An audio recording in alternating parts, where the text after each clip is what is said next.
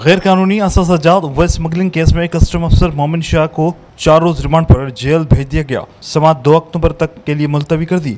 FIA ज़राए ने मोमिन शाह केस में नई कामयाबी हासिल कर ली है और फेडरल इन्वेस्टिगेशन एजेंसी के ज़राए ने दावा किया है कि मोमिन शाह की रिहाइशगाह पर छापे के बाद लग्जरी फार्म हाउस भी सामने आ गया है, जबकि तहकीकात में मुलजिम के मोबाइल से स्मगलर्स के साथ रवाबित के शवाहिद हासिल कर लिए हैं और नायाब जानवरों और शूटिंग रेंज में सहूलियात से आरास्ता फार्म हाउस की तस्वीर भी मंजर आम पर आ गई हैं। दूसरी जानिब FIA ने तहकीकात का दायरा वसी करते हुए जायदादों और काले धन की तलाश शुरू कर दी है, जबकि मुलजिम और अहल खाने के ज़ेर इस्तेमाल बैंक अकाउंट्स की जांच पड़ताल की जाएगी।